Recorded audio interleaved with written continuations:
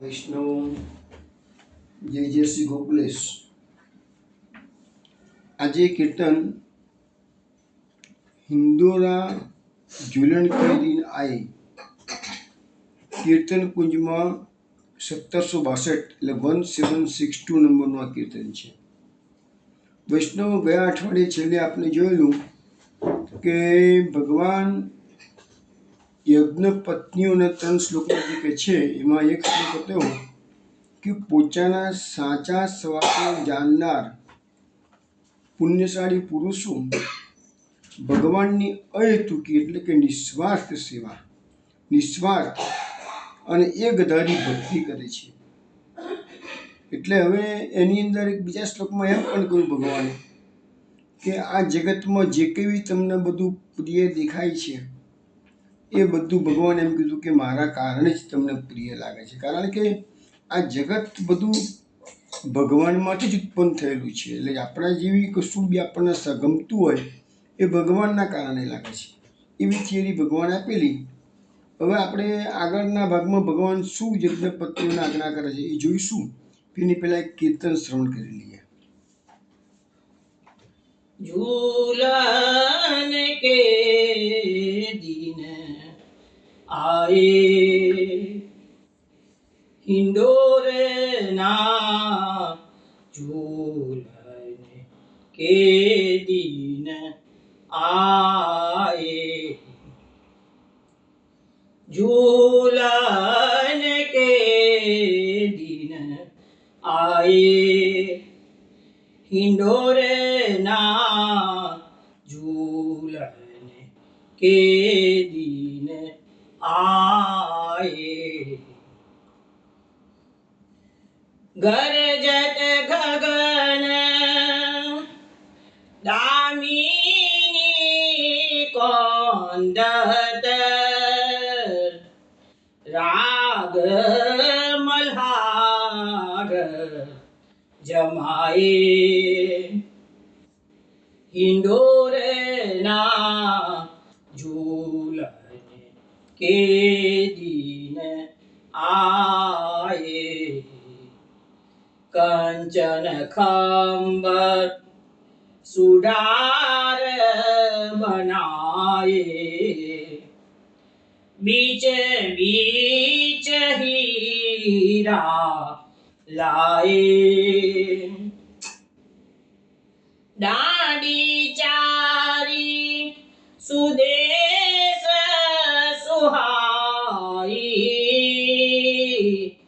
चौकी है मजराए हिंडोरे ना झूलन के दिन आए नाना विधि के कुसुम मनोहर नूतन झुमक छाए मधुर मधुर धुनी बेणु बजावत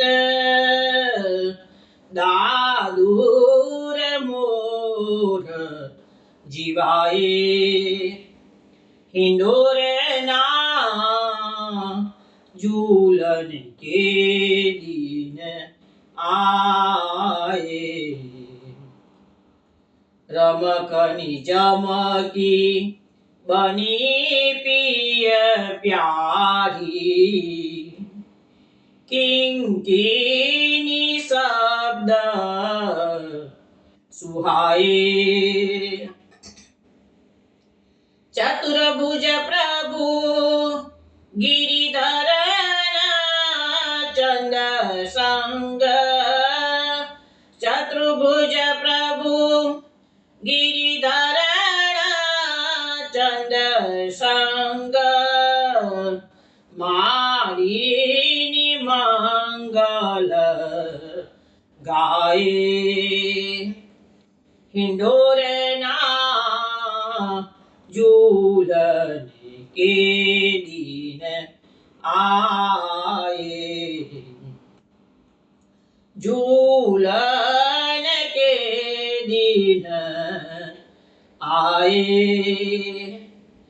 हिंडोरे ना झूलन के दिन आए।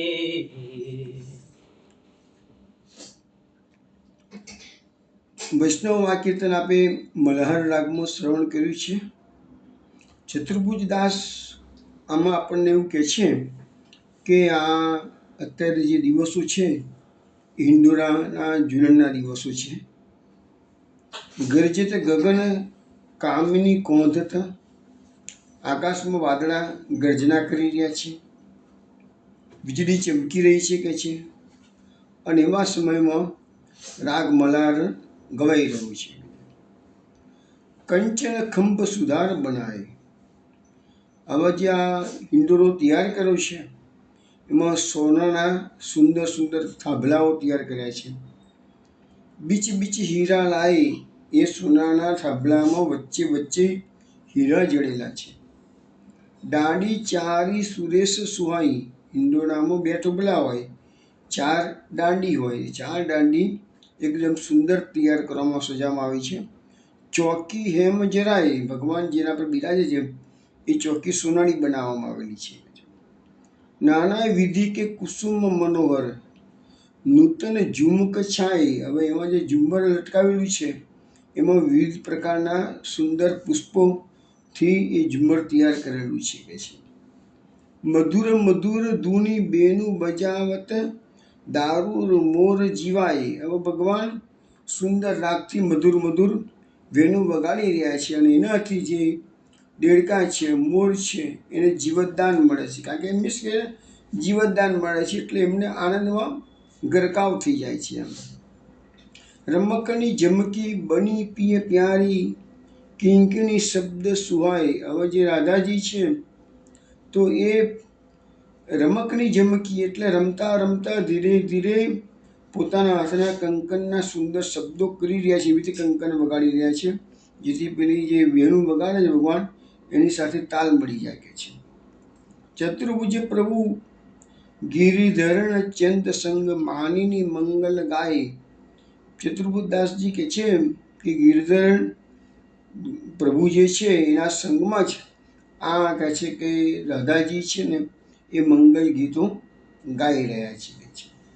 તો આપણે આ હિંડોરાનું એક પદ આજે શ્રવણ કર્યું છે. વૈષ્ણવ આવતીકાલે આપણે જે પવિત્ર એકાદશીનો દિવસ છે, સત્સંગ ચાલુ જ છે કાલે, અને કાલે બધાએ સમૂહમાં સિદ્ધાંત રહસ્યનો જે પાઠ છે શ્રાવણ શ્યામલી પક્ષ એકાદશ્ય માણસી, એ બધાએ કાલે ગાવાનો છે. એટલે હાથમાં જેનું પાઠનું પુસ્તક હોય એ તૈયાર રાખજો ષોડશ ગ્રંથનું. હવે આપણે સત્સંગમાં આગળ જોઈએ તો ગઈ વખતે ભગવાને વિપ્ર પત્નીઓને 4 શ્લોકમાં ઉપદેશ કરી અને છેલ્લા શ્લોકમાં પાછા જવાની આજ્ઞા કરી હતી.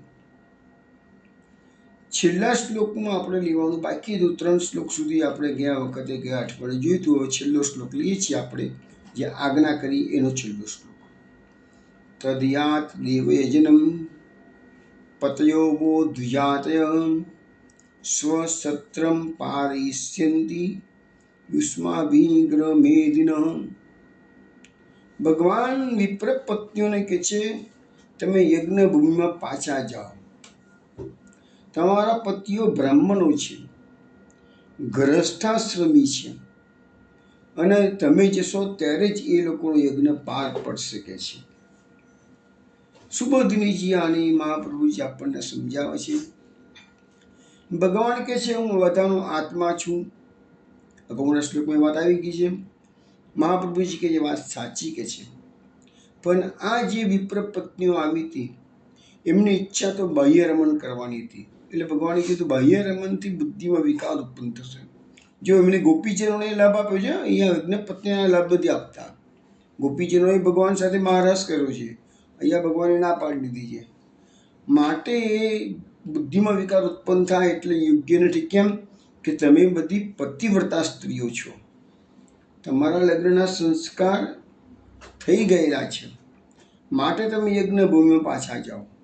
તમારા પતિ બ્રાહ્મણો છે અને તમારે જશો તો જ એમનો યજ્ઞ પૂર્ણ થઈ શકે છે. કારણ કે યજ્ઞમાં મેં પહેલાં કહ્યું હતું ને કે આપણા ત્યાં ધર્મપત્ની કહેવાય. કારણ કે યજ્ઞમાં બંનેનો સાથે જ યજ્ઞ હોય કે કોઈ ધર્મ કાર્ય કરવું હોય તો પતિ એકલા કરી શકતા નથી, પતિ પત્નીને જોડું જ બેસવું પડે. તો યજ્ઞનું જ્યારે પૂરી વિધિ કરવાનો આવશે ને ત્યારે પત્નીઓની જરૂર પડતી હોય છે.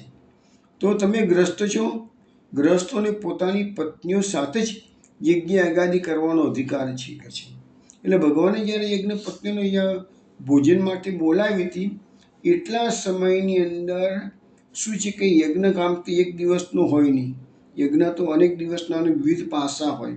પણ ભગવાને એવી રીતે યજ્ઞ પત્ની બોલાવી હતી કે એવા સમયમાં યજ્ઞ અટક્યો નથી, પરંતુ યજ્ઞ એના વિના અધૂરો પણ ના રહે. પણ જ્યારે જાય પછી જ યજ્ઞ પૂર્ણ. અમુક જે વિધિ હોય જેમાં યજ્ઞ પત્નીની જરૂર પડે એ પછી થવાની હતી.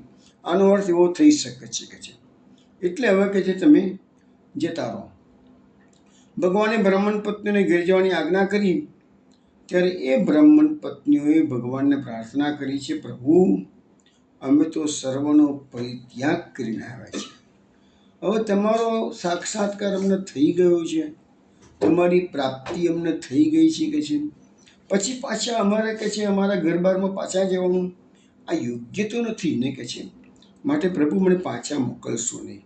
હવે એના માટે આ ભાવ એમનો જે છે યજ્ઞ પત્નીઓનો, એના માટે યજ્ઞ પત્નીઓ શું કહે છે એ આપણે જોઈએ. મૈવમ વિભોરતિ ભગવાન ગદિતુમ સંસમ સત્યમ કુરુસ્વ નિગમમ તવ પાદમૂલમ પ્રાપ્તા વયમ તુલસીદામ પદાવસુષ્ટમ કેશે નિવોદુમ અતિલંગ્ય સમસ્ત બંધુન. બીજો શ્લોક પણ કહે છે, ગૃહણંતિ નો ન પતય પિતરૌ સુતાવા ન ભાતૃબંધુ સુહૃદ કુતેવ ચાન્યે તસ્માદ ભવત પ્રપદયો પતિતાત્મનામ્નો નાન્યા ભવેદ ગતિ અરિંદમ તદ વિદેહી. બે શ્લોકમાં યજ્ઞ પત્નીઓ ભગવાનને સમજાવે છે કે અમને આવી કઠોર આજ્ઞા આપશો નહીં. શું કહે છે ગુજરાતીમાં? બ્રાહ્મણ પત્નીઓ ભગવાનને વિનંતી કરતા કહે છે, પ્રભુ આવું કઠણ વચન કેવું આપને. ગદિતુમ નૃશંસમ એટલે ગદિતુમ એટલે બોલવું, નૃશંસમ એટલે કઠોર. આવા કઠોર વાક્યો ના બોલ્યા. કે જવાનું કીધું, પહેલાં તો કીધું છે કે ભાઈ સ્વાગતમ બહુ મહાભાગા, કેટલું સરસ લાગે કે ભગવાને અમારું સ્વાગત કર્યું છે. હવે કે છે જતા રહો કે છે. હવે જો તો આ બેઠા વાક્યો રાસપિંજેરીમાં જે ગોપીજનો પાછા વિનુનાદ કરીને ભગવાન બધાને બોલાવે છે ત્યાં બી એ જ વાત કહે છે, સ્વાગતમ બહુ મહાભાગા પ્રિયમ કિમ કરવાની વહ. તમે પધાર્યા, બહુ સરસ છે, તમારું સ્વાગત છે, બોલો તમારું શું ભલું કરું, શું કાર્ય કરું. અને પછી થોડી વાર પછી એમને કહે છે ના તમે જતા રહો. 10 અહીંયા 4 શ્લોકો બોલે છે, પહેલામાં ભગવાન 10 શ્લોકો બોલે છે. પણ ત્યાં ગોપીજીનો સ્ટ્રોંગ હતા, વિપ્ર પત્નીઓ સ્ટ્રોંગ નથી. ગોપીજીનો સ્ટ્રોંગ હતા, કહી દીધું કે અમે નહીં જઈએ. હવે એમાં પણ આવો ભગવાન જ્યારે જવાની આજ્ઞા કરીને ગોપીજનો ના પાડે છે, વિપ્ર પત્નીઓ પણ ના પાડી છે. તો ગોપીજનો ના પાડે તો શું કહે છે? મૈવમ વિભો અરતી ભવાન ગદિતુમ નુસંસમ. સેમ વાક્યો.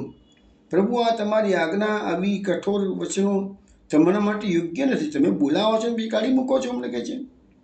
પણ ગોપીજનો શું કહે છે? સંતજ્ય સર્વવિષ્યાંત પાદ મૂલમ. અમે તો તમારા ચરણ કમળની પ્રાપ્તિ માટે સર્વ વિષયોનો ત્યાગ કરીને આવી ગયા છીએ.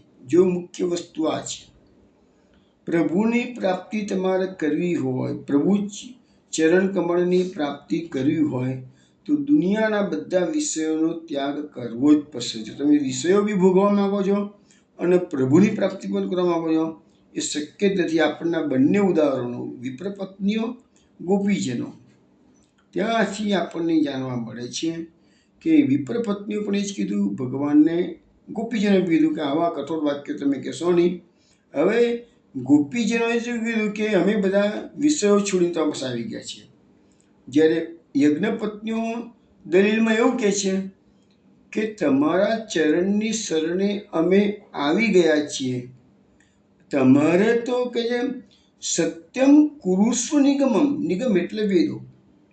તો વેદોનું જે ભગવાનનું વેદ વચન પ્રતિપાર્યો જેવું યુગ આપણે જે કીર્તન આવે છે ને, તો એ ટાઈપનો થોડુંક ભાગ જુદો છે. થોડું એ ટાઈપનું અહીંયા કહેવા માંગે છે કે વેદોમાં તમે વચન આપ્યું છે એને સત્ય કરો કે સત્યમ કુરુસ્વ નિગમમ. નિગમ એટલે વેદો. સત્યમ કુરુસ્વ, સત્ય તમારા જે વચનો નિગમો વેદોમાં તમે જે વચન આપેલું છે એ અહીંયા તમે સત્ય કરો. શું વચન આપ્યું છે બધું મહાપ્રભુજી સુબોધજી એમ લખ્યું છે. આપણે હમણાં થોડી અરવો જોઈએ છીએ. જોઈએ પછી હવે અમે તમારા પાસે શું કરવા આવ્યા છીએ? તો પ્રાપ્તા વયમ તુલસીદામ પદાવ સુષ્ટમ.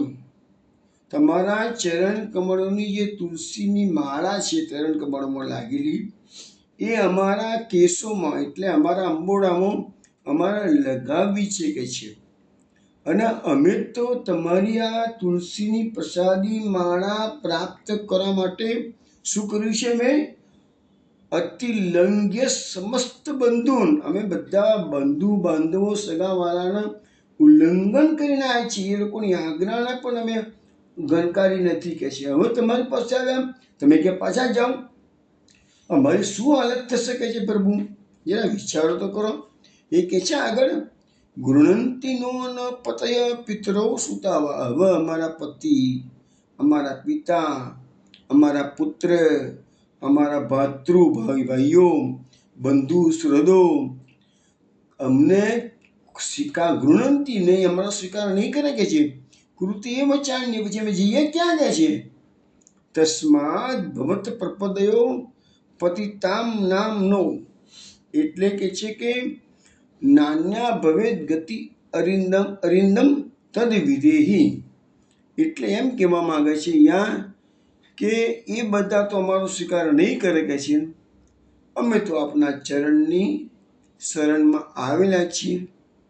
અરિંદમ એટલે શત્રુનું દમન કરનાર.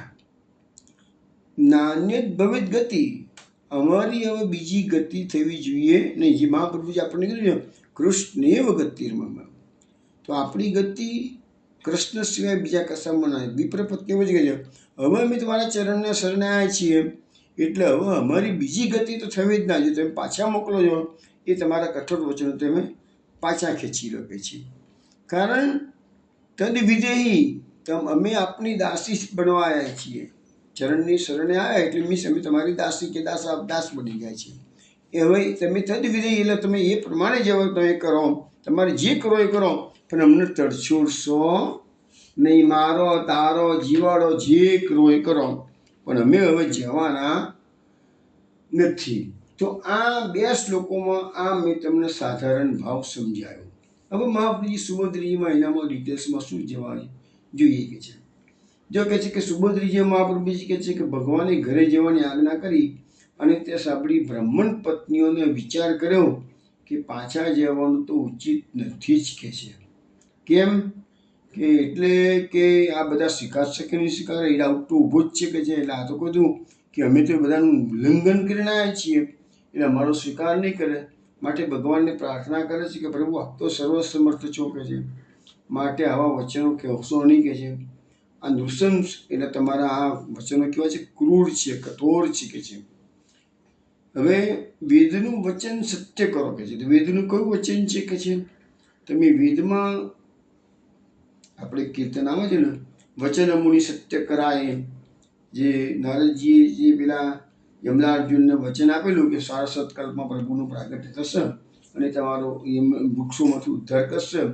તો એ એવી રીતે એમાં કુંભદાસજી કીર્તનમાં કહે છે વચન મુનિ સત્ય કરાય, મુનિના વચન સત્ય કરે છે. તો અહીંયા ગો વિપ્રપત્નીઓ કહે છે વેદના વચન તમે સત્ય કરો. વેદના વચનો કયા? તો વેદનું ભાષ્ય છે ગીતા. અને ગીતામાં ભગવાને અર્જુનને 8મા અધ્યાયમાં કહ્યું છે કે મામોપેત્યત કૌંતેયમ પુનર્જન્મન વિદ્યતે. હે અર્જુન, જે મારી શરણે આવી ગયો છે, જે મારી પ્રાપ્તિ કરી દે છે, એ પછી એનો પુનર્જન્મ થતો નથી. તો પ્રભુ અમે તમારા ચરણ કમળની પ્રાપ્તિ તો કરી દીધી છે કે છે. તો પછી શુક્ર અમે પાછા એ ગ્રસ્થાશ્રમમાં પાછા જઈએ. તો તમારું જે વચન છે એને તમે સત્ય કરી દો, એમ ગોપીજનો વિપ્રપત્નીઓ પ્રભુને સમજાવે છે. અમે આગળ સુભદ્રીજીમાં મહાપ્રભુજી થોડી દલીલો કરે છે એ આપણે જોઈએ. ભગવાન કદાચ એમ કેમ કે ભાઈ તમે તો બધી સ્ત્રીઓ છો, તમારામાં કામભાવ રહેલો હોય, તો એ બધું તો લોક વિરુદ્ધ, શાસ્ત્ર વિરુદ્ધ અને મારા અવતાર વિરુદ્ધ છે, તો હું કેવી રીતે તમારો સ્વીકાર કરું એવું તમારે કોમ. માટે પ્રભુ એમ કે તમારે સત્વરે જતા રહેવું જોઈએ કે છે.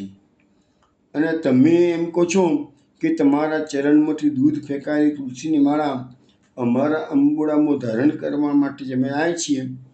એમાં તો કોઈ અનુચિત કાર્ય નથી, એટલે ચિંતા નથી કે છે. તમે એમ કહો છો કે આખો દિવસ તમારી સેવા કરીશું, તમારા પોઢવાનો સમય આવશે, તમે પોઢી જશો ત્યારે તમારા ચરણની આભરણની જે બાંધેલી તુલસીની માળા છે એ તમે પ્રસાદી તરીકે અમને આપી દેજો કે છે. અમે એને દૂર ફેંકશો તો અમે સ્વીકારીશું કે અમને પરમ પુરુષાર્થની પ્રાપ્તિ થઈ ગઈ છે એવું અમે માનીશું, અને એટલા માટે તો અમે તમારી પાસે આવેલા છીએ, એવું ભગવાનને સમજાવે છે. તો ભગવાન કહે છે જો તમારી આટલી જ અભિલાષા હોય તો તમે ચિંતા ના કરો, તમારે તુલસીની માળા જ જોઈએ છે ને કે તો તમે તમારા ઘેરે જાઓ, હું તમને મારી ચરણની તુલસીની માળા તો મોકલતો રહીશ કે છે. ભગવાન કહે છે ભાઈ આ બધા બ્રાહ્મણો તો ગ્રસ્તાશ્રમી છે અને તમે તો પતિના વચનોનું ઉલ્લંઘન કરીને આવ્યા હોવાથી વિપ્ર પત્નીઓ કહે છે અમે પત્નીના વચનનું ઉલ્લંઘન કરીને આવ્યા છીએ એટલે અમને ઘરમાં રાખશે નહીં, મા બાપ, પુત્રો, સંબંધીઓ, સ્નેહીઓ અમને રાખશે નહીં. એટલે બંધીઓની વિરુદ્ધ જવાથી બીજાઓ પણ પછી હવે એ લોકો તો નહીં રાખે પણ સમાજમાં અમને કોઈ આશ્રય આપશે નહીં કે છે. એટલે કહે છે કે તમે પછી એવું કહો કે ના તમે બીજી કોઈ વ્યવસ્થા કરી લેજો, જો બને ત્યાં રહેજો, અહીં રહેવું યોગ્ય નથી એમ કહેતા હો તો બી અમે કહીશું તમને, તો પછી અમે તમને એમ જ કહીએ છીએ કે અમારે તો સ્વર્ગની પ્રાપ્તિ નહીં થાય તો ચાલશે કે છે. અમે એના માટે તમારી પાસે નથી આવ્યા કે છે. અમારા પતિદેવો યજ્ઞ કરે છે એ સ્વર્ગની પ્રાપ્તિ માટે જ કરે છે, અમારે સ્વર્ગ નથી જોઈતું કે છે. અમારે તો એવી કોઈ અભિલાષા પણ નથી, અમે તો ખાલી તમારા ચરણના શરણે આવેલા છીએ, એટલે હવે તમારા ચરણ સિવાયની બીજી ગતિની અમે ઈચ્છા કરતા જ નથી. તો આ રીતે એમણે ભગવાનને સમજાવવાનો ખૂબ જ પ્રયત્ન કર્યો છે કે એક વસ્તુ એ પણ અરિંદમ શબ્દ વાપર્યો છે. અરિંદમ એટલે શત્રુ દમન, અરિ એટલે શત્રુ અને દમ એટલે દમન કરનારા શત્રુ. એટલે એ એમ કે તમને કદાચ એવું હોય કે અમારા પતિઓ જે છે એ તમારી વિરુદ્ધમાં કોઈ કાર્યવાહી કરે કે મારા આ ગોવાળીઓ કૃષ્ણ આવ્યો છે અમારી પત્નીઓને લઈને જતો રહ્યો છે કે છે, તો કંસ રાજાને કે ફરિયાદ કરે પણ તમે તો શત્રુ દમન છો, તો કયો શત્રુ તમારી વિરુદ્ધમાં પડવાનો છે કે છે. એટલે અરિંદમ શબ્દનો પ્રયોગ અહીંયા મહાપ્રભુ સમજાવે છે. અરિંદમ શબ્દનો પ્રયોગ એટલા માટે કરવામાં આવેલો છે કે તમારી વિરુદ્ધમાં તો કોઈ પડવાની હિંમત કરવાનું પણ નથી, અને અમારા પતિઓ તમારી વિરુદ્ધમાં કોઈ કાર્યવાહી કરે એવી પણ કોઈ શક્યતા નથી, કારણ કે તમે અરિંદમ છો, શત્રુને દમન કરનારા છો, કોણ હિંમત કરવાનું છે તમારા વિરુદ્ધમાં. એ પ્રકારની બધી દલીલો વિપ્ર પત્નીઓ બિચારી ભરેલી હતી નહીં કે છે. એટલે જે કંઈ થોડી ઘણી એમનામાં શક્તિ આવી ગઈ એ પ્રકારે થોડું બોલવા માંડ્યું, તો ભગવાન તો બધી જ વસ્તુઓ, બધી વિદ્યાઓના જાણકાર છે, અને તો ભગવાનને તો જે કરવું હોય એ કરીને જ રહેતા હોય છે. એટલે જોઈએ ભગવાન સામે શું આજ્ઞા કરે છે જોઈએ છે. ભગવાન કહે છે પતયો નાભ્ય સુયરેન પિતૃ ભાતૃ સુતાદય લોકાશ્ચ ગોમયોપેતા દિવાપી અનુમન્વતે ન પ્રીત્યેનુરાગાય અંગ સંગો નૃણામ્ય તન્મયો મયુંજાના અચિરાન મામ વાપ્સિત. ભગવાન એમ કે છે હે બ્રાહ્મણ પત્નીઓ, તમે તમારા ઘેરે જાઓ. તમને જે ડર લાગ્યો છે કે અમારા પતિઓ બંધુઓ સ્વીકાર નહીં કરે, તો ભગવાન એનો જવાબ આપે છે કે તમારા પતિ, પિતા, ભાઈઓ, પુત્રો તેમજ લોકોમાંથી કોઈ પણ તમારા ઉપર દોષારોપણ કરશે નહીં, કારણ ભગવાન કારણ આપે છે, કારણ કે જે મારી શરણે આવે છે તેનું તો સ્વર્ગના દેવો પણ સન્માન કરે છે.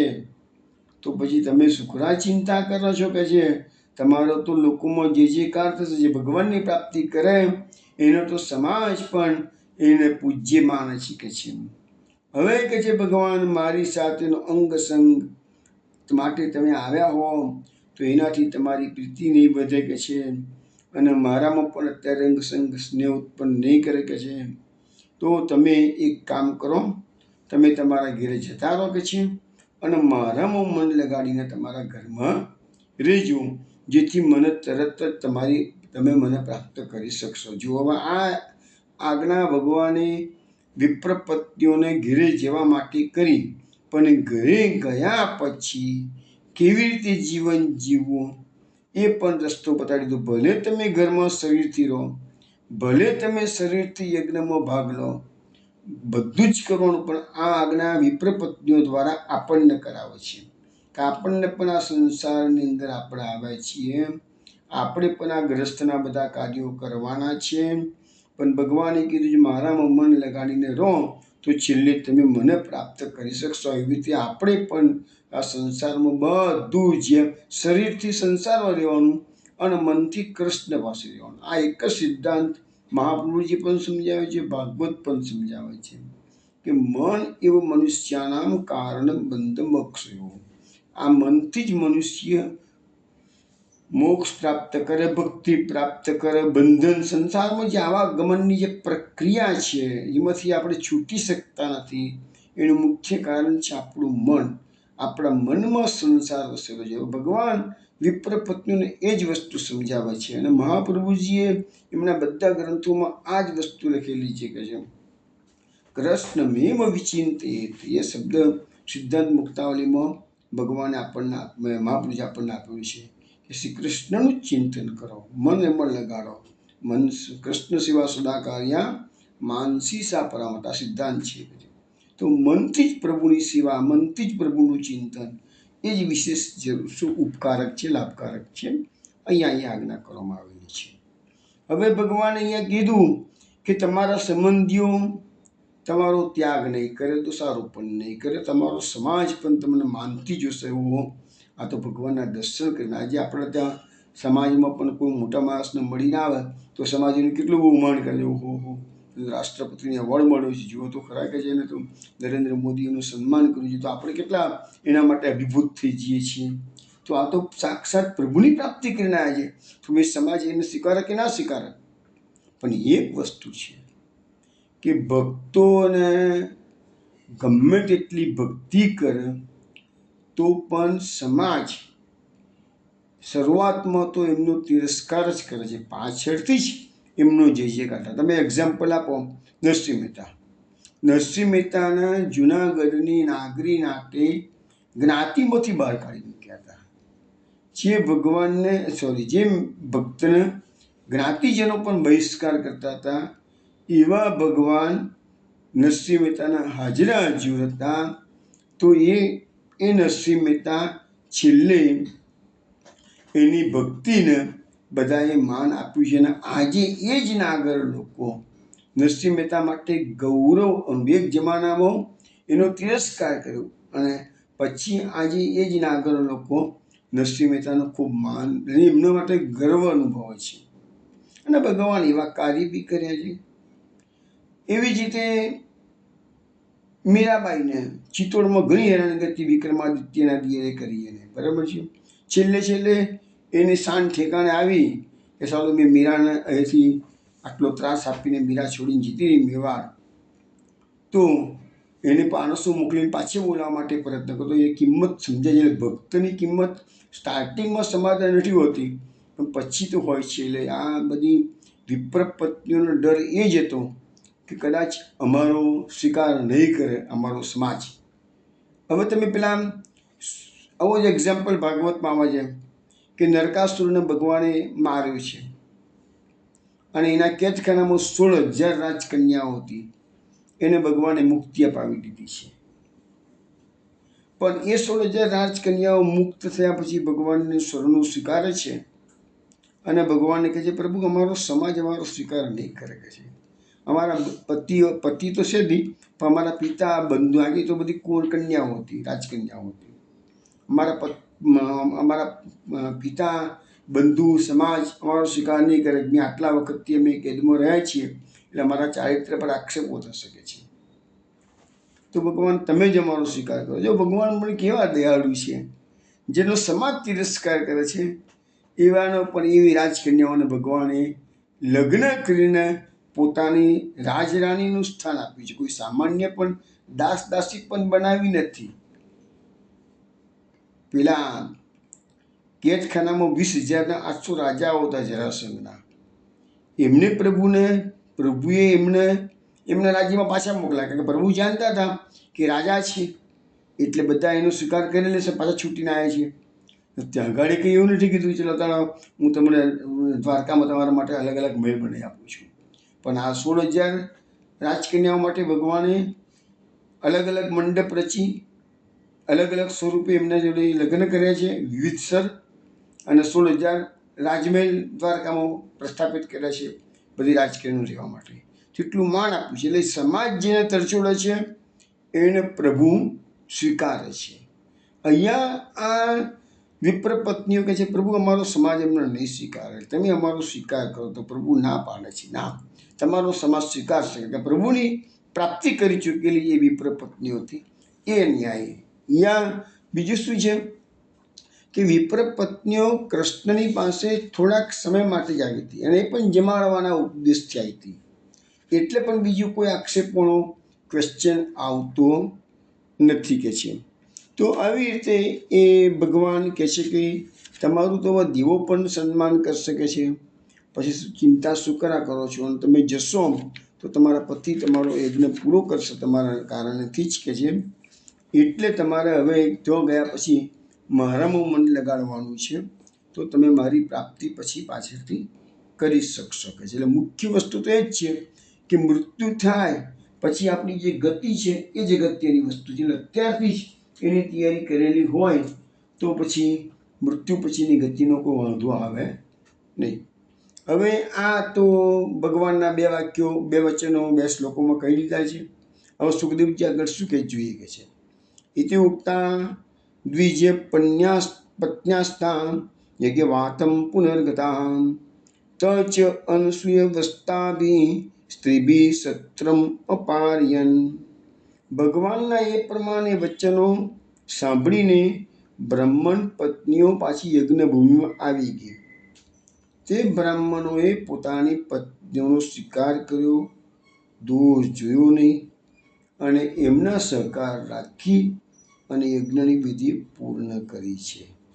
હવે અહીંયા મહાપ્રભુજીએ ત્રિવિધલા નામાવલીમાં 2 નામો પ્રકટ કર્યા. યજ્ઞ પૂરો થયો એટલે મહાપ્રભુજી કે યજ્ઞ ભોક્ત્રે નમઃ.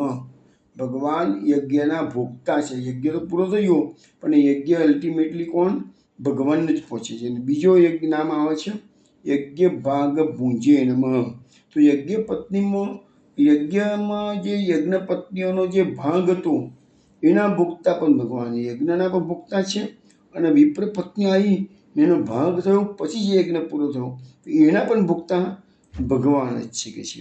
એટલે અહીંયા 2 નામો મહાપ્રભુજીએ ત્રિવિધ નામાવલીમાં પ્રકટ કરેલા છે. હવે એમાં સુબોધની જેમાં મહાપ્રભુજી વિશેષમાં એમ કહે છે કે જ્યારે દીક્ષિતો યજ્ઞ માટે જેટલી જગ્યા નક્કી કરેલી હોય એમાંથી નક્કી કરેલી જગ્યામાં યજ્ઞ કરતા હોય તો યજ્ઞમાં એનાથી બહાર જવાય નહીં એવો નિયમ છે. જે જગ્યા નક્કી કરેલી હોય એની બહાર જવાય નહીં કે છે. પણ આ યજ્ઞ પત્નીઓ તો યજ્ઞ ભૂમિની બહાર ગઈ કે છે, તો પછી તો આ વસ્તુ તો શાસ્ત્રથી વિરુદ્ધમાં થઈ નહીં કે છે. તો યજ્ઞના જે વ્રત નિયમ દીક્ષિતે પાળવાના છે તેમની પત્નીઓ પણ પાળવાના છે કે છે. એટલે બ્રાહ્મણ પત્ની યજ્ઞ ભૂમિની બહાર જવાથી આ નિયમોનો ભંગ થયો. તો એ મહાપ્રભુજી એનું ક્લેરિફિકેશન આપતા આપણને સમજાવે છે. પણ અહીં મુખ્ય પત્ની જે યજમાન હતો, હવે આગળ હજુ આવ્યું નથી પણ આગળ આવશે કે આમાં આટલી બધી બ્રાહ્મણ પત્નીઓ હતી એ બધી ભગવાનને જમાડવા માટે સજી ધજીને નીકળી ગઈ છે. પણ જે મુખ્ય યજમાન પત્ની હતી ને એ ત્યાં ત્યાં રોકાઈ ગઈ છે, એના પતિએ જવા દીધી નથી. હવે એનું શું થાય છે એ આગલા શ્લોકમાં જણાવે છે, એ પછી આપણે વાત કરીએ છીએ. પણ અહીંયા એમ કહેવામાં આવે છે કે મુખ્ય યજમાનની પત્ની તો ત્યાં જ હતી કે છે. એટલે યજમાનોને પછી શું થયું અહીંયા કે યજમાનોને સ્વર્ગની પ્રાપ્તિ થઈ નથી. કેમ નથી થઈ? કારણ કે યજ્ઞ તો પૂરો થયો છે અને યજ્ઞનો ઉદ્દેશ તો સ્વર્ગની પ્રાપ્તિ જ હતો. પણ અહીંયા સવાલ છે કે સ્વર્ગની પ્રાપ્તિ કરતાં પણ વિશેષ ફળ આ બ્રાહ્મણોને એમની પત્નીના કારણે મળ્યું. ને કયું પદ મળ્યું છે? કયું ફળ મળ્યું છે? તો ભગવત પદની પ્રાપ્તિ બધા બ્રાહ્મણ પત્નીના કારણે. હવે એટલે સમજી લેજો કે જ્યારે પત્ની સેવા કરતી હોય અને પતિ ખાલી એને સહકાર આપતો હોય, એના તો અવરોધ ના કરતો હોય, પ્રતિબંધ ના કરતો હોય, તો એનું ફળ એને પણ મળે છે. આપણને આ કથા સમજાવે છે. જમાડવા ગઈ છે બ્રાહ્મણ પત્નીઓ, પણ એનું ફળ બ્રાહ્મણ પત્નીઓને પણ મળ્યું છે અને બ્રાહ્મણોને મળ્યું. અહીંયા સુભદ્રીમાં આપણે જે લખ્યું છે કે ભગવત પદની પ્રાપ્તિ બ્રાહ્મણોને થઈ ગઈ છે. એટલે પતિદેવોએ જો એનો વિરોધ કરતા હોય, જમતા આપણે એની પતિ પોતાની સેવા કરતી હોય ઠાકોરજીની અને એનો વિરોધ કરતો તો પતિને એનું ફળ મળે છે કે ભાઈ આ તમે યોગ્ય નથી કર્યું, એમ એ વિપરીત ફળ મળે એમ. પણ જો પતિદેવો સેવા ન કરી શકતા હોય અને પત્નીને સહકાર બી આપતા હોય, અનુકૂળતાઓ કરી આપતા હોય, તો પછી એવા પતિદેવોને એનું ઇક્વિવેલન્ટ ફળ મળે છે. અહીંયા લખે છે કે બ્રાહ્મણોને હવે ભક્ત બની ગયા અને યજ્ઞમાં એમને ભાગ લીધો કે છે. એટલે યજ્ઞનો જ્યારે કર્મનો સમય થયો ત્યારે તો બધી યજ્ઞ પત્નીઓ એનું જે રોલ જે ભજવવાનો હતો યજ્ઞ પત્નીઓને, એ સમય તો યજ્ઞ પત્ની તો પાછી આવી ગઈ. બીજું શું છે કે આ યજ્ઞ તો 21 દિવસનો હતો અને 24 દિવસનો હતો યજ્ઞનો. અને બ્રાહ્મણ પત્નીઓ તો એક થોડાક સમય માટે જમાડવાના સમય પૂરતું જ ભગવાનની પાસે ગઈ હતી. એટલે બાકીના બધા યજ્ઞમાં તો પહેલાં પણ હાજરી હતી અને પછી પણ હાજરી હતી. જ્યારે બ્રાહ્મણ પત્નીઓનો ખરો રોલ હતો ત્યાં તો એ યજ્ઞ ભૂમિમાં આવી ગયા. એટલા માટે યજ્ઞવાતમ પુનર્ગતા શબ્દનો પ્રયોગ કરવામાં આવેલો છે. એટલે ભગવાને જેમ કહ્યું હતું એમ જ થયું અને બ્રાહ્મણોએ પોતાની પત્નીનો દોષ જોયો નથી અને કહ્યું ચલો તમે આવી ગયા છો, બહુ સારું થઈ ગયું, હવે અમે તમારી રાહ જોતા હતા, ચલો યજ્ઞની હવે પૂર્ણાહુતિ કરવાની છે. હવે મુખ્ય પત્ની હતી જે મુખ્ય યજમાનની પત્ની, એ જઈ શકી નથી. એની વાત આપણે પછી કરીએ છીએ. પહેલાં આપણે હવે આ જે કથા છે એ બ્રહ્મવૈવર્ત પુરાણમાં થોડીક જુદા રીતે બતાવવામાં આવી છે. આપણે જોઈએ એનું પણ રસપાન કરીએ. બ્રહ્મવૈવર્ત પુરાણ છે એ વ્યાસ મહર્ષિએ લખેલું છે.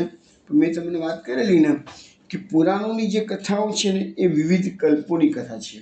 મૂળ વસ્તુ શું છે કે આપણે તો ભગવાનની કથા સાથે નિસ્બત છે. ઘણી વખત આપણે જોઈએ છીએ કે સુરદાસજીએ, પરમાનંદાસજીએ આ લીલાઓનું ગાન અલગ રીતે ભાગવતમાં અલગ હોય, મહાપ્રભુજી સુભદ્રીજીમાં અલગ એંગલ દર્શાવ્યો હોય, સુરદાસજીએ અલગ એંગલ દર્શાવેલો હોય, તો કોઈ ખોટું નથી, બધા જ સાચા. પુરાણોમાં અલગ એંગલ બતાવ્યું હોય એ પણ સાચું. મુખ્ય વાત એક જ છે કે જે ભગવદીયને જેવી અનુભૂતિ થાય એવી રીતે એમના પદની અંદર એનું વર્ણન કરે. અહીંયા વ્યાસ મહર્ષિને જે વસ્તુ ભગવાનની લીલા બતાવેલી હોય એ પ્રમાણે એમને બ્રહ્મવૈવર્ત પુરાણ, આજે ગર્ગ સંહિતા ગર્ગાચાર્યજી બનાવેલી છે, એમાં લીલા અલગ પડતી હોય તો બધી લીલાઓ સાચી. કારણ કે ભગવાન તો દરેક કલ્પમાં પ્રગટ થાય છે અને દરેક કલ્પમાં અલગ લીલાઓ હોય છે. તો આપણું તો કામ શું છે કે લીલાઓનું ગાન કરવાનું છે. એટલે એમાં તો સવાલ નથી રહેતો. રામચંદ્રજી માટે તો મહાપ્રભુજી પોતે જ લખેલું છે કે રઘુનાથજીનું ચરિત્ર 100 કરોડ શ્લોકોમાં લખાયેલું છે. મહાપ્રભુજી એક કારિકામાં સર્વનિર્ણયની એક કારિકા છે, એમાં મહાપ્રભુજી કહે છે કે રામચંદ્રજીનું ચરિત્ર 100 કરોડ શ્લોકોમાં લખાયેલું છે. એટલે એવું નથી કે અત્યારે આપણે જે વાલ્મીકી રામાયણ આવે છે એમાં તો ખાલી 24,000 શ્લોકો છે વાલ્મીકી રામાયણના. તો પણ એટલા બધા રામાયણ છે, એટલા મીન્સ એટલી બધી વખત રામચંદ્રજી અવતાર ધારણ કરેલું છે અને એટલા બધા એના રામાયણ લખાયેલા છે. તો એટલે કહેવાનો મતલબ એવો છે કે કશું ખોટું નહીં, ભલે અલગ અલગ કથાઓ અલગ અલગ જગ્યાએ થયેલી હોય, બધી સાચી, કારણ કે અલગ અલગ કલ્પની કથા હોય. જોઈએ બ્રહ્મવિવર્ત પુરાણમાં શું કહે છે. બ્રહ્મવિવર્ત પુરાણમાં એમ કે છે કે વિપ્ર પત્નીઓ ભગવાનને જમાડવા માટે સોના ચાંદીના થાળીના વાડકામાં થાળીઓમાં બધું લઈને આવી છે. બધા આપણે એ વાત છેલ્લી જે જોઈ હતી કે ભાઈ મનોહર અગહણીના ચોખાનો ભાત લાવી છે, ખીર, સ્વાદિષ્ટ પીઠા, દહીં, દૂધ, ઘી, મધ, આ બધું લઈને કૃષ્ણની પાસે આવી છે. અનેક પ્રકારના ખાલી ભાગવતમાં એમ લખ્યું છે 4 પ્રકારના વ્યંજન. 4 પ્રકારના વ્યંજન તો અનેક હતા, પણ 4 પ્રકારના ખાવાના, પીવાના, ચૂસવાના અને ચાટવાના, એવા 4 પ્રકારના વ્યંજન હતા અને અનેક પ્રકાર હતા, અનેક આઈટમો હતી બધી. પણ અહીંયા તો નામ થોડાક આપેલા છે બ્રહ્મવિવર્ત પુરાણમાં. હવે એ વિપ્ર પત્નીઓએ ભગવાનની પાસે આવી અને સૌથી પહેલાં શું કર્યું છે કે એમની સ્તુતિ કરી. જે ભાગવતમાં સ્તુતિનો એક શ્લોક પણ નથી, સ્તુતિ કરી છે એવું પણ ભાગવતમાં લખ્યું નથી. પણ બ્રહ્મવિવર્ત પુરાણમાં એ વિપ્ર પત્નીઓ ભગવાનને આવી અને ભગવાન તો હું કહું છું ને કે બધા ભગવાન તો સ્તુતિ પ્રિય માત્ર હોય, બધા ભગવાનને સ્તુતિ પ્રિય છે. અને જેટલા આખા ભાગવતમાં તમે જુઓ અનેક સ્તુતિઓનો ભંડાર છે, પણ વિપ્ર પત્નીઓની સ્તુતિ ભાગવતમાં મળતી નથી. આ બ્રહ્મવૈવર્ત પુરાણમાં મળે છે. એનામાં તો સ્તુતિ ઘણી મોટી છે, પણ એક શ્લોક જ તમને એનું ગુજરાતી સમજાવું છું. એને વિપ્ર પત્નીઓ ભગવાનને કહે છે કે પ્રભુ તમારા રોમકૂપમાં સંપૂર્ણ વિશ્વનો નિવાસ, આખું ભગવાનનું જે બનાવેલું છે આટલું મોટું વિશ્વ છે, એક બ્રહ્માંડની અનેક બ્રહ્માંડો, એ વિશ્વ એવું ભગવાનના એક રોમકૂપની અંદર છે કે છે. અને કે છે એ જે રોમકૂપ છે ભગવાનનું નહીં પણ મહાવિષ્ણુનું છે કે છે. એ મહાવિષ્ણુના એક રોમકૂપમાં આવા કરોડો બ્રહ્માંડો સમાયેલા છે મહાવિષ્ણુના. અને પ્રભુ તમે તો તે મહાવિષ્ણુના પણ જનક છો. એટલે મહાવિષ્ણુની ઉત્પત્તિ આ શ્રી કૃષ્ણ ભગવાનમાંથી થયેલી છે એવું અહીંયા આપણને બતાવવામાં આવે છે. અને એ મહાવિષ્ણુના એક રોમકૂપમાં કરોડો બ્રહ્માંડો છે. અને ભગવાનમાંથી જ એટલે શ્રી કૃષ્ણમાંથી જ આ મહાવિષ્ણુની ઉત્પત્તિ થઈ, જેવું આ વિપ્ર પત્નીઓ સ્તુતિમાં કે છે. અનેક શ્લોકો છે, ખૂબ સુંદર સ્તુતિ છે, આપણે અત્યારે લેતા નથી. હવે એ સ્તુતિ પૂરી થઈ પછી ભગવાને વિપ્ર પત્નીઓથી પસંદ થઈ ગયા અને કીધું એ દેવીઓ હવે તમે વરદાન માગો, તમારું કલ્યાણ થશે, હું તમારાથી ખૂબ પસંદ છું કે છે. એટલે ભગવાન આ વિપ્ર પત્નીઓ બી સરસ થઈ ગયું છે. હોય ભગવાને અમારી સ્તુતિ સ્વીકારી છે, અમારી પ્રસાદી અમે લઈને આવ્યા છીએ, એટલે ભગવાન પસંદ થઈ ગયા છે કે જે. એટલે વિપ્ર પત્નીઓએ કીધું એ શ્રી કૃષ્ણ, હે પ્રભુ અમે તમારી પાસેથી વરદાન લેવા આવ્યા નથી, અમારી અભિલાષા તો એ જ છે કે અમને હવે તમારા ચરણ કમળોની સેવા પ્રાપ્ત થાય. તેથી તમે અમને તમારો દાસ્ય ભાવ અને પરમ દુર્લભ ભક્તિ પ્રદાન કરો. બસ હવે શું માગ્યું છે? હવે તમારું દાસ પણ રાખવું છે, મને તમારી ભક્તિ ચરણ કમળની અમારે લેવી છે કે છે. અમે તો પ્રતિક્ષણ તમારા મુખારવિંદને જોતા જ રહીએ, એ જ કૃપા કરો પ્રભુ. હવે અમારે અમારા ઘેર પાછા જવું નથી. ભગવાનના ચરણોની પ્રાપ્તિ થઈ ગઈ હોય પછી સંસારમાં કોણ પાછું જવા તૈયાર થાય? તો પરમાનંદની પ્રાપ્તિ થઈ ગઈ પછી સંસારનો ક્ષુલ્લક આનંદ કોણ પ્રાપ્ત કરવા માંગે? તો વિપ્ર પત્નીઓ એ માગણી અહીંયા ભગવાનની પાસે કરી છે. દ્વિજ પત્નીઓની આ વાત સાંભળીને ભગવાને કહ્યું બહુ સારું. ભગવાન એની પ્રાર્થના જો પેલામાં કહે છે ના તમારે જવું જ પડશે, અહીંયા એવું નથી, અહીંયા થોડી વાત જુદી આવે છે. વિપ્ર પત્નીઓની પ્રાર્થના ભગવાને સ્વીકારી છે. પછી ભગવાન બધા ગોપ બાળકોની મંડળીમાં વચ્ચે બેસી ગયા છે કે છે. બ્રાહ્મણ પત્નીઓ અમૃત તુલ્ય જે ભોજન લઈને આવી છે એ બધા ગોપ બાળકો અને ભગવાનને પોતાના જમાડી. ભાગવતમાં એવું કીધું છે કે વિપ્ર પત્નીઓ ઘેર ગઈ એમના પતિઓ પાસે, પછી ભગવાને ગોવાળિયાઓ સાથે બેસીને ભોજન કર્યું છે. અને એમાં પણ પાછું ભગવાને સૌથી પહેલાં ગોવાળિયાઓને જમાડ્યા છે અને ભગવાન પાછળથી જમ્યા, જેવું ભાગવતમાં ઉલ્લેખ છે. જો આવ્યું નથી પણ હજુ આવશે. પણ અહીંયા એવો ઉલ્લેખ છે વિપ્ર પત્નીઓએ પોતે જ બધા ગોવાળિયાઓ અને ભગવાનને ભોજન કરાવ્યું છે અને ભગવાને પણ પછી સ્વયં આ ભોજન કર્યું કે છે. અને હવે એ બધું ભોજનની જે પ્રક્રિયા હતી વિપ્ર પત્નીઓ લાવી છે, ભગવાનને જમાડ્યા છે, બાળકો જમ્યા છે, એ બધી પતી ગયું. પછી તો એટલામાં આ વિપ્ર પત્નીઓ આકાશમાં ઊંચી જોયું તો એક દિવ્ય વિમાન નીચે ઉતરી રહ્યું છે કે છે. એમાં રત્નમય દર્પણ લાગેલા છે અને બધા ઉપકરણો વિવિધ રત્નોથી ભરેલા છે કે છે. રત્નોના ખંભા, રત્નમય કળશોથી એ વિમાન પ્રકાશિત થઈ રહ્યું છે. એનામાં શ્વેત ચામર લાગેલા છે અને લખ્યું છે કે દિવ્ય વસ્ત્રો એ વિમાનમાં લાગેલા છે, એની શોભા વધારી રહ્યા છે. એ વિમાનમાં પારિજાતના પુષ્પોની માળાઓ લગાવેલી છે કે છે. અને મનોવેગથી ચાલનારું એ વિમાન ખૂબ સુંદર હતું કે છે.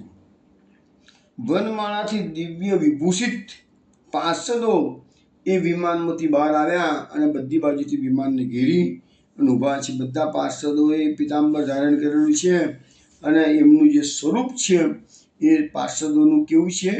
દ્વિભુજ છે. શ્રી કૃષ્ણના જેવું જ સ્વરૂપ એ લોકોએ ધારણ કર્યું બધા પાર્ષદોએ. એટલે આપણે એને કહીએ ને કે આ જે મુક્તિ જે કહીએ છીએ આપણે, એ આ કઈ મુક્તિ થઈ? ભગવાનના જેવા જ જેને સ્વરૂપ મળ્યા હોય તો એને સાયુજ્ય નથી પણ સારૂપ્ય મુક્તિ કહેવાય. આને ભગવાનના જેવું જ સ્વરૂપ એને પ્રાપ્ત થાય, એ સારૂપ્ય મુક્તિ થઈ ગઈ છે. હવે રથમાંથી બધા ઉતર્યા છે પાર્ષદો, શ્રી હરિના ચરણોમાં પ્રણામ કરે છે અને બ્રાહ્મણ પત્નીઓને કહે છે કે તમે લોકો બધા આ વિમાનમાં બેસી જાઓ. ભગવાનને જમાડવાનું કેટલું મોટું પુણ્ય મળ્યું તમે વિચાર કરો. કેટલું બધું ફળ મળ્યું. પુણ્ય તો ના કહેવાય પણ ફળ કેટલું મોટું મળ્યું કે વિમાન ત્યાં પેલામાં લખ્યું છે કે પાછા જવાનું કીધું ભગવાને, અને તમે ગ્રસ્થાશ્રમમાં રહીને મારા મન લગાડો. જ્યારે અહીંયા તો એમની માગણી ભગવાને સંતોષી લીધી છે અને બધી બ્રાહ્મણ પત્નીઓને વિમાનમાં બેસાડી દીધી છે કે છે. બ્રાહ્મણ પત્નીઓ શ્રી હરિને નમસ્કાર કરીને મનોવાંછિત ગોલોકમાં જઈ પહોંચી. એક ભગવાનની આજ્ઞાનું પાલન કર્યું. ગોવાળિયાવાળીને વિપ્ર પત્નીઓને કીધું કે તમારા પ્રભુ નજીકમાં પધાર્યા છે, તમારા ભોજનની આશા રાખે છે. એટલે જમાડવા ગઈ તો એટલું મોટું ફળ મળ્યું કે એને ગોલોકધામની પ્રાપ્તિ થઈ. તો વૈષ્ણવ આપણા ઘરમાં તો સેવા બિરાજે છે. આપણે તો ઠાકોરજીને રોજ રાજભોગ આરોગાવીએ છીએ. તો આ એક વખતમાં જો વિપ્ર પત્નીઓને આરોગાવવાથી આટલું મોટું ફળ મળતું હોય તો જે વૈષ્ણવના ઘરમાં ઠાકોરજી બિરાજતા હોય અને રોજ રાજભોગ ભગવાનને આરોગતા હોય તો તમે વિચાર કરો કેટલું મોટું ફળ મળે. હવે અહીંયા લખ્યું છે કે એ બધી દેવીઓ માનવ દેહનો ત્યાગ કરીને તુરંત દિવ્ય ગોપીઓ બની ગઈ. બધી ગોલોકધામમાં તો બધી ગોપીઓ જ હોય છે કહીએ તો ઘરે. હવે જો એક વસ્તુ સમજો કે આ બ્રાહ્મણ પત્નીઓ યજ્ઞનો છોડીને અહીંયા આવેલી છે. એમને તો ભગવાને ગોલોકધામની પ્રાપ્તિ કરાવી દીધી, દિવ્ય દેહ પ્રાપ્ત કરાવી દીધું. હવે પેલા યજ્ઞનું શું થશે? પણ એની વાત પણ અહીંયા લખી. જો શું કહે છે, બધી પત્નીઓને ભગવાને ગોલોકધામમાં મોકલી તો દીધી કે છે, પણ બ્રાહ્મણ લોકો પોતાની પત્નીઓ માટે મનથી બહુ ઉદ્વિગ્ન હતા. ભગવાનને ખ્યાલ આવ્યો કે પેલા લોકો ચિંતા કરે મારી પત્નીઓ ક્યાં ગઈ. એટલે ભગવાને પોતાની વૈષ્ણવી માયાથી આ બધી પત્નીઓની છાયાનું નિર્માણ કર્યું. એટલે ડુપ્લિકેટ પત્નીઓ, જેવી રીતે રામાયણમાં આવે છે ને છાયા સીતા, એવી રીતે છાયા પત્નીઓ ભગવાને અહીંયા બધી નિર્માણ કરી છે પોતાની વૈષ્ણવી માયાથી. અને આ બાજુ પેલા બ્રાહ્મણ લોકો યજ્ઞ છોડી અને પત્નીઓને શોધવા નીકળે, ક્યાં ગઈ ક્યાં ગઈ ક્યાં ગઈ. અને ત્યાં તો બધી છાયા પત્નીઓથી દૂરથી આવતી જોઈ એટલે બધા બ્રાહ્મણો પસંદ થઈ ગયા, કેટલા એમના અંગ પુલકિત થઈ ગયા. અને હવે બ્રાહ્મણોનું આ છાયા પત્નીઓને જોઈ ને હૃદયનું પરિવર્તન થઈ ગયું. અને બ્રાહ્મણોએ પોતાની, હવે બ્રાહ્મણોને ખબર નથી કે આ મારી સાચી પત્નીઓ નથી પણ છાયા પત્નીઓ છે. મને તેમ જ લાગે છે આ અમારી સાચી પત્નીઓ છે. જેવી રીતે ભગવાને મહારાજ કર્યો ગોપીજનોની જાતે, પણ એમના જે પતિઓ હતા, એમના જે ઘરવાળા હતા, એમને તો ભગવાને એવી જ ફિલિંગ કરાવી છે કે અમારી પત્નીઓ અમારી સાથે જ છે. એમના સગાવાળાને એવું લાગ્યું એમ કે અમારી આ ગોપીઓ અહીંયા જ છે કે છે. એવું કોઈને ફીલ નથી થવા દીધું ભગવાને કે જેથી કોઈ પ્રકારનો દોષારોપણ એ ગોપીજનો પર થયો નથી. એનું કારણ છે કે એમને ખબર જ નથી પડવા દીધી કે આ તો બધી મહારાજ રમીને પાછી આવી ગઈ છે કે છે. કારણ કે એમને તો પોતાની ફિલિંગ એવી જ થઈ છે અમારી સાથે જ છે ગોપીઓ, અમારી પત્નીઓ, અમારી ઘરની કન્યાઓ બધી અમારી સાથે જ છે કે છે. એવી ફિલિંગ ભગવાને કરાવી છે. એવું બધું ભાગવતમાં વર્ણન આવે છે જ્યારે મહારાષ્ટ્રનું વર્ણન આવશે ત્યારે. તો અહીંયા છાયા પત્નીઓ ભગવાને ક્રિએટ કરી છે. એટલે એ બ્રાહ્મણોએ એમને શું કહ્યું? હે દેવીઓ, તમે બધા પરમ ધન્ય છો, કારણ કે તમે સાક્ષાત પરમેશ્વરના દર્શન કર્યા છે અને અમારું જીવન તો વ્યર્થ છે. એટલે ભાગવતમાં તો એ બધું પાછું આવશે જ કે એ બ્રાહ્મણ પત્નીઓનો એ બ્રાહ્મણો સ્વીકાર તો કરશે અને એ બ્રાહ્મણ પત્નીઓના ખૂબ વખાણ કરશે, ધન્યતા અનુભવશે અને પોતાના જાતને તિરસ્કાર કરશે. એ બધી વાતો આપણે ભાગવતમાં જોઈએ જ છીએ, એમને આવશે જ. પણ અહીંયા પણ કીધું છે કે અમારું જીવન તો વ્યર્થ ગયું, અમારા વેદ પાઠ નિરર્થક થઈ ગયા, અમારી વિદ્વત્તા નકામી થઈ ગઈ. જે વિદ્વત્તાથી પ્રભુની પ્રાપ્તિ થતી હોય તો એ વિદ્વત્તા કામ લાગે. જે વિદ્વત્તા તમારામાં અભિમાનનો સંચાર કરે અને પ્રભુથી દૂર કરતો એવી વિદ્વત્તાને શું કરવાની? એ વાત અહીંયા આપણને આવે છે કે છે વેદો અને પુરાણોમાં સર્વત્ર વિદ્વાનો દ્વારા શ્રી હરિની સમસ્ત વિભૂતિઓનું વર્ણન કરવામાં આવ્યું છે અને સર્વના જનક શ્રી હરિ જ છે. આ બધી દુનિયામાં બધું જે કંઈ છે પ્રભુ જ છે કે છે. એટલે તપ, જપ, તપ, વ્રત, જ્ઞાન, વિરાધ્યન, પૂજન, તીર્થ સ્નાન, ઉપવાસ, આ બધાના ફળદાતા તો શ્રી કૃષ્ણ જ છે કે છે. એટલે જેઓએ શ્રી કૃષ્ણની સેવા કરી લીધી તેને પછી તપસ્યા કરવાની શી જરૂર છે? એટલે પુષ્ટિ માર્ગમાં તપનું બહુ મહત્વ નથી. એનું કારણ આ જ છે. જેને કલ્પવૃક્ષની પ્રાપ્તિ કરી લીધી તેને પછી બીજા વૃક્ષોની જરૂર શું છે કે છે. જેના હૃદયમાં શ્રી કૃષ્ણ બિરાજમાન છે તેને યજ્ઞાદિ કર્મોના અનુષ્ઠાનની શી આવશ્યકતા છે?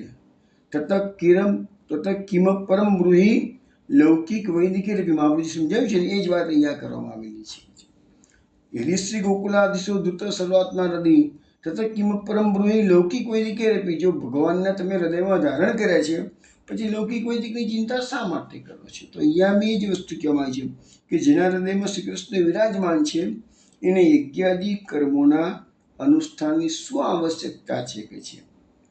હવે એમ કહીને બ્રાહ્મણો તે શ્રેષ્ઠ સ્ત્રીઓને પોતાની હર્ષપૂર્વક પોતાના યજ્ઞમાં લઈ ગયા, યજ્ઞ પૂરો કર્યો, પછી પોતાના ઘેરે ગયા, બધા આનંદપૂર્વક રહેવા લાગ્યા.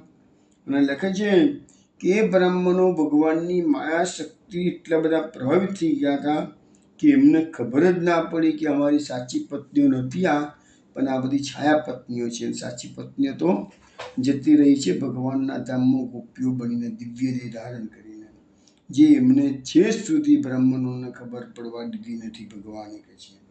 હવે એ વિપ્ર પત્નીઓને આટલો સુંદર લાભ ભગવાનને જમાડવાનો મળ્યો. જમાડ્યા પછી એમને ભગવત ચરણની પ્રાપ્તિ થઈ ગઈ, ભગવત ધામની પ્રાપ્તિ થઈ ગઈ. તો એવા એ વિપ્ર પત્નીઓએ એવું તો વળી શું કાર્ય કર્યું હતું પૂર્વજન્મમાં? એટલે એનો પૂર્વજન્મ ભાગવતમાં, હું તમને કહું, ભાગવતમાં તો પૂર્વજન્મ કોઈના ખાલી આ અમુક આપેલા છે, બાકી ભાગવતમાં ખાસ પૂર્વજન્મ કોઈને આપવામાં આવેલા નથી.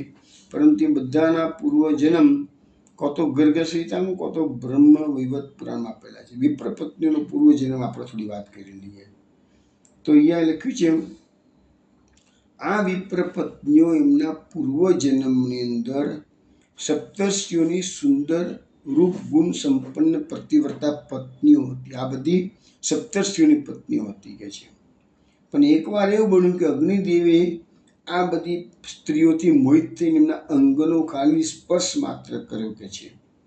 એટલે સપ્તર્ષિઓમાં જે અંગિરા ઋષિ હતા એને આનાથી અગ્નિદેવને શાપ આપ્યો કે તમારામાં આવી બુદ્ધિ કેમ આવી? તમે અમારી પર સ્ત્રીઓ, અમારી પત્નીઓ તમારા માટે પર સ્ત્રીઓ છે કે છે, તો તમે કહે છે કે એને સ્પર્શ કરવાની હિંમત કરી કે છે. એટલે અગ્નિને અંગિરા ઋષિએ સર્વભક્ષ્ય થવાનો શાપ આપી દીધો અને પેલી પત્નીઓને કીધું કે તમે અમારી પાસે રહેવાના લાયક નથી, તમે જાઓ, તમારી મનુષ્યોનીમાં નીચે પડો કે છે. એટલે બધી યજ્ઞ એ જે બધી જે ઋષિઓની પત્નીઓ હતી રડવા લાગી અને કીધું, અમે તો નિર્દોષ છીએ, તમે અમારો ત્યાગ શા માટે કરો છો? અમે તો પતિવ્રતા છીએ. અગ્નિદેવે એ કારસ્થાન કર્યું છે, ખાલી સ્પર્શ જ કર્યો છે, બીજું કશું નહીં. તો પણ તમે એના પતિઓએ ત્યાગ કર્યો છે કે અમે તો પતિવ્રતા છીએ, અમારો ત્યાગ ના કરો કે છે અમારી મનુષ્ય લોકમાં તમે અમને મળશો તો પછી અમારી ગતિ શું થઈ શકે છે? હવે આ બધી ઋષિઓની પત્નીઓ આક્રંદ કરવા લાગી છે. એથી અંગિરા ઋષિને દયા આવી ગઈ અને એને છેલ્લે કે સારું કે છે, હવે મેં શાપ તો આપી દીધો છે મનુષ્યોનીમાં જવાનું, એટલે મનુષ્યોનીમાં તમારે જવું તો પડશે કે છે, પણ હું તમને એટલી આશીર્વાદ આપું છું કે તમને એ જન્મમાં ભગવાન શ્રી કૃષ્ણના સાક્ષાત દર્શન થશે અને દર્શન કરવા માત્રથી જ ભગવાનના ગોલોકધામમાં તમને ચાલ્યા જશો. તમે તમારા બધાને પાછા મનુષ્ય લોકમાંથી પાછા ઋષિ પત્નીઓ બનવાનો વારો નહીં આવે, પછી સીધું ભગવાન એટલે મનુષ્ય લોકમાં જવાનો વારો આવ્યો, પણ એ ભલે થોડું સાપ જેવું હતું, પછી તરત જ ભગવાનના એમના આશીર્વાદથી તમને બધાને ગોલોકધામની પ્રાપ્તિ થઈ જઈ શકે છે. અને એ વખતે કહે શ્રીહરિ પોતાની યોગ માયાથી તમારી છાયા મૂર્તિનું નિર્માણ કરશે. જે આ વખતે આપણે જોયું કે બધી યજ્ઞ પત્નીઓની છાયા ભગવાને નિર્માણ કરી અને લખ્યું છે કે છાયા મૂર્તિઓ થોડા સમય સુધી તમે એ ગ્રસ્ત બ્રાહ્મણોના ઘરમાં રહેશો કે છે, અને પછી તમે પાછી અમારી પાસે આવી જશો કે છે. એટલે પછી જે ઋષિઓની પાસે જે પાછી આવી ગઈ પત્નીઓ, જે છાયા પત્નીઓ, એ બધી જે એમની અસલ પત્નીઓ નથી, પરંતુ એમની છાયા આવી ગઈ છે. અસલ પત્નીઓ તો ગોલોકધામને પ્રાપ્ત થઈ ગઈ છે. એટલે આ રીતે આ ઋષિઓએ જે શાપ આપ્યો હતો અંગિરા ઋષિએ, એ આ ઋષિ પત્નીઓ માટે વરદાન સાબિત થઈ ગયો છે કે છે. તો અહીંયા એ પ્રકારનું આખું ઉલ્લેખ બ્રહ્મ વૈવર્ત પુરાણમાં કરવામાં આવેલો છે. હવે આપણે જે વાત કરતા હતા કે આ બધી પત્નીઓ તો પાછી આવી ગઈ છે. હવે આપણે ભાગવત પ્રમાણે છીએ. બ્રહ્મ વૈવર્ત પુરાણની કથા પૂરી થઈ ગઈ, ભાગવતમાં છીએ આપણે. હવે ભાગવતમાં બતાવ્યું છે કે ભાઈ આ બધી વિપ્ર પત્નીઓ પાછી આવી ગઈ છે, પોતાના પતિદેવો સાથે રહીને યજ્ઞ પૂર્ણ પણ કરેલો છે અને બધી કાર્ય સંપૂર્ણ પતી ગયું છે. પરંતુ જે મુખ્ય યજમાન હતા એને એની પત્નીને ઘરે ભગવાનને જમાડવા માટે જવા દીધી. બધી યજ્ઞ પત્નીઓ ગઈ તો પેલી પણ પોતાના જે એમનું જે યજ્ઞશાળા હતી એમાંથી બહાર નીકળતી હતી, યજ્ઞ યજમાને કરકારી દીધી, કહી દીધું તારે જવાનું નથી કે છે. એટલે એ પોતાના પત્ની કે મુખ્ય યજમાન હતા એટલે એને કહી દીધું તારે નથી જવાનું કે છે. આ બધા જાય તો જવાની પણ તારે નહીં જવાનું. એટલે એને જવાની ઘણી ઈચ્છા હતી કે છે, પણ એને જવા ના દીધી. શું થયું જોઈએ આપણે કે તત્રિકા વિદ્રુતા ભરતા ભગવંતમ યથાસુતમ હૃદોપગુહ્ય વિજહો દેહમ કર્માનુબંધનમ. બધી બ્રાહ્મણ પત્નીઓ ભગવાન પાસે ગઈ ત્યારે એક પત્નીને એના પતિએ રોકી રાખી હતી. તે સ્ત્રીએ ભગવાનના યશોગાનનું જેવું શ્રવણ કર્યું હતું તેને યાદ કરી અને હૃદયમાં જ પ્રભુને ભેટી અને કર્મથી બંધાયેલા દેહનો એને ત્યાગ કરી. કર્મથી બંધાયેલા દેહનો એને ત્યાગ કરી દીધો. હવે અહીંયા શું બનાવ બને છે કે પેલી બધી યજ્ઞ પત્નીઓ તો ભગવાનની પાસે પહોંચી ગઈ છે માણવા માટે, પણ આને જવા ના દીધી. એટલે એને પોતાના જે યજ્ઞશાળાનો પોતાનો જે ઓરડો હતો એ ઓરડામાં બેઠા બેઠા જ મથુરામાં જે બધી યજ્ઞ પત્નીઓએ ભગવાનના યશોગાનનું શ્રવણ કર્યું હતું એવી શ્રવણ કર્યું હતું કે એ શ્રવણ એને યાદ કર્યું બધું, અને એટલો બધો તીવ્ર વિરહ એને થયો કે એને હૃદયમાં જ પ્રભુને આલિંગન આપ્યું છે. અને એ આલિંગનથી એને પછી એ આલિંગનમાં એટલો આનંદ આવ્યો કે એને પછી પ્રભુને સાયુજ્ય પ્રાપ્ત કર્યું અને આ કર્મથી બંધાયેલો દેહ હતો એ ત્યાં એને ત્યાગ કર્યો છે. અને એનો આત્મા પ્રભુની પાસે સાયુજ્ય પામી ગયો. પણ દેહ અહીંયા કર્મથી બંધ, આપણા દેહને તો કર્મના બંધનના દેહને ભોગવવાના છે, આત્માના તો કશું છેવાનું થવાનું નથી કે છે. તો એ રીતે અહીંયા આ બનાવ બન્યો છે. એટલે મહાપુરુષે જે નામ પ્રકટ કર્યું છે કે ધર્મ રક્ષકાય નમઃ. એટલે આ યજમાનની પત્નીનો ધર્મ હતો પ્રભુની પ્રાપ્તિ કરવાનો, તો પ્રભુએ એનું ભલે એના પતિએ જવા નથી દીધી પણ એને રક્ષણ કર્યું છે. એટલે આ બધું આપણને સમજાવે છે કે જે પતિદેવો પોતાની પત્નીઓને ધર્મના માર્ગમાં જવા નથી દેતા અને અટકાવે છે, તો એ બધી યજ્ઞ, એ બધી જે પત્નીઓ છે એ ભલે પતિદેવોની વાત ન માનતી હોય, પરંતુ મનથી તમે જો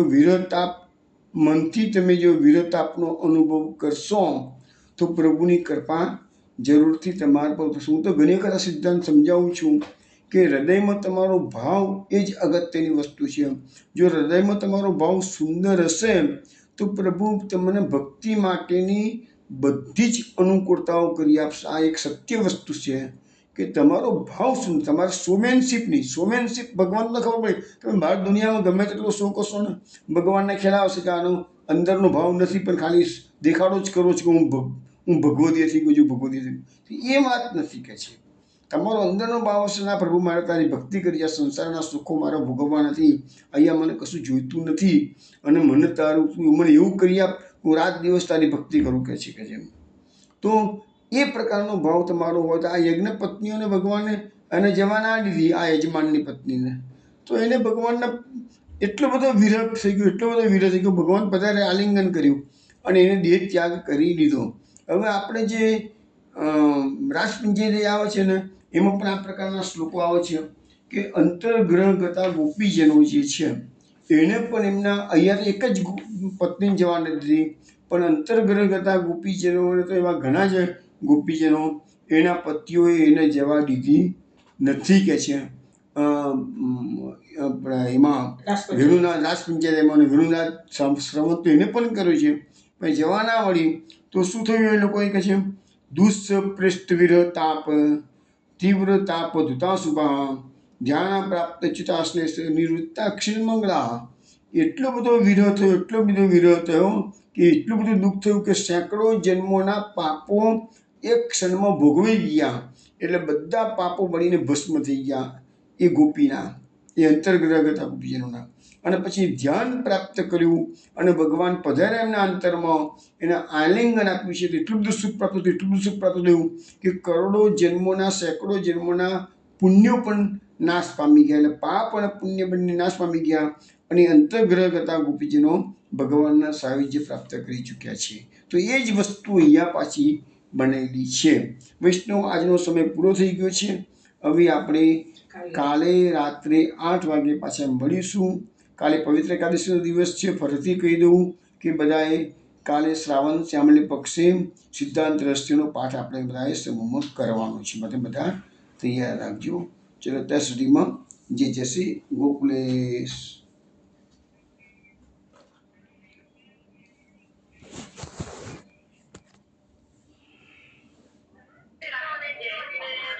જય શ્રી ગોકુલેશ.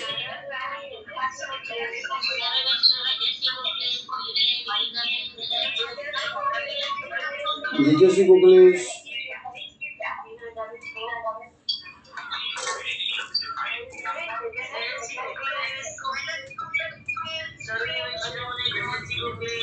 જય શ્રી ગોકુલેશ.